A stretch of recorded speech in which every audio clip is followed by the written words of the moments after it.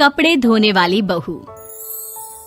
शादी के पहले से ही विभा को कपड़े धोने का बड़ा शौक था।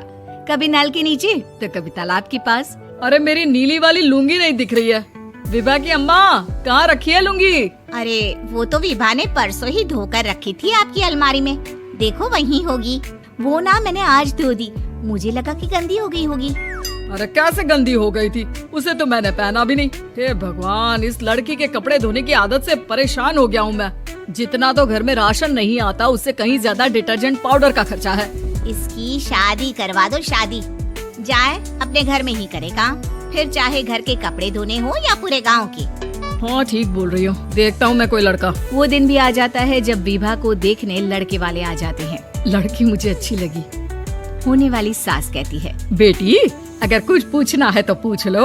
वैसे तो हमारी लड़की बहुत ही शर्मीली है, जो बोल दो वो मान लेती है, इसे क्या पूछना होगा। अरे कैसी बात कर रही हो माँ, मुझे इन लोगों के घर रहना है, सवाल तो कई है। हाँ हाँ बेटा पूछ लो ना, क्या पूछना है। आप लोगों के घर कपड़े कौन धोता है? सास का मुंह बन जाता है। देखो अगर तुम ये कहना चाहती हो कि तुम्हें कपड़े धोने नहीं आते तो सुन लो, कपड़े मैं ही धोती हूँ, लेकिन तुम्हारे आ जाने के बाद मैं रुमाल तक नहीं धोऊंगी। अरे चुप रहना भाग्यवान, बहू बेचारी घर आई नहीं, उसे डराना शुरू कर दिया। वो क्या है ना बिटिया, अभी तक तो ये कल्लू की माँ ही धोती थी, लेकिन अब तुम्हारे पापा तो दहेज में वॉशिंग मशीन देंगे ही। तभी विभा की माँ बोल पड़ती है, सवाल भी पूछा तो क्या। वैसे भाई साहब, मशीन की तो फिर भी कपड़े धोने की कैपेसिटी होती है। मतलब जो बिटिया दे रहे हैं ना विभा, इसे कपड़े धोने का बहुत शौक है। ये आप लोगों के क्या, आस पड़ोस गांव मोहल्ले सबके कपड़े धो दे और उफ तक ना करे। बाहर देखा नहीं आपने कितने कपड़े सूख रहे हैं, सब हमारी बिटिया ने ही तो धोए हैं। बस भी करो ना माँ, शर्म आ रही इतनी तारीफ सुनकर।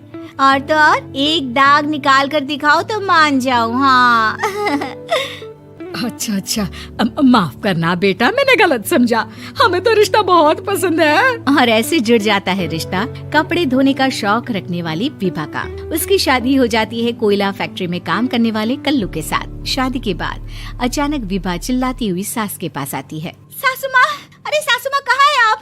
ये तो धोखा है, धोखा दिया आप लोगों ने मुझे। इसे ससुर के चक्कर के बारे में पता चल गया। अरे तो उसमें तुझे क्यों धोखा मिला है? अरे नल में पानी नहीं आता, कपड़े कैसे कब धुलेंगे? अच्छा तू पानी नहीं आ रहा उसकी बात कर रही है। तो आपने क्या सोचा? कुछ नहीं। अच्छा तेरी माँ ने कहा था कि कपड़े धोने का शौक है तुझे, याद आया मुझे। शौक बोलकर कपड़े धोने वाले मेरे जुनून को कम ना आके सासू माँ, कपड़ा धोना मेरा गुरूर है। तभी पति भी वहाँ आ जाता है। अभी मैंने इसे सनी देओल की फिल्म दिखाई है, उसी के डायलॉग मार रही है माँ। अच्छा सुन, साफ साफ बता रही हूँ, पानी सुबह 4 से 6 और शाम को 10 से 12 आता है, समझी? विभा टाइमिंग सुनकर हैरान हो जाती है। ये क्या भूतों का मोहल्ला है? सुबह 4 बजे उठकर कौन कपड़े धोता है? 4 बजे टंकी में पानी जाता है, फिर सारा दिन धोना ना, किसने मना किया? अरे कैसी बात कर रही हैं? 200 लीटर की टंकी में कितने कपड़े धो लूंगी मैं, सुबह ही उठ जाऊंगी मैं। अब क्या था, विभा सुबह 4 से लेकर रात के 12 बजे तक कपड़े ही धोती रहती। एक रोज सास पड़ोस से निकलकर कहीं जा रही होती है कि साथ वाली कहती है, हाँ कल्लू की माँ, जरा ये बताओ कि 2 साड़ी है, 2 ब्लाउज और एक पेटीकोट और एक नाड़े वाला लंबा कच्छा। हाँ तो? अरे तो क्या, कितना लोगी धुलाई ये बताओ। धोबन दिख रहे हैं हम क्या? हमारे पति सरकारी नौकरी से अभी रिटायर हुए हैं और बेटा सुपरवाइजर है कोयला फैक्ट्री में। धोबन समझ रखा है हमें?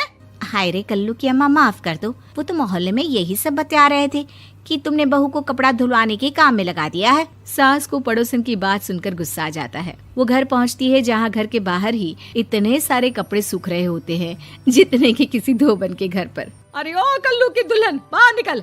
माँ जी यहीं आ जाओ, बाथरूम में चादर धो रहे हैं हम। अरे अभी हम धोते हैं, तुमको बाहर निकलो। ये आस पड़ोस वाले बोल रहे हैं कि हम बहू से कपड़े धुलवा कर उसे कपड़ा धोने वाली बना दिए हैं। अरे छोड़ो ना माँ जी, किन लोगों की बातों में आती हो? आस पास के लोगों का तो काम ही होता है कि वो किसी तरह सास बहू को लड़ा दे। बहू सारे घर के कपड़े धोती है, ये क्या कम है? बोलिए। सास को भी लग जाता है कि वो बहू का ये सनकीपन नहीं छुड़वा सकती, इससे अच्छा है कि खुद ही चुप हो जाए।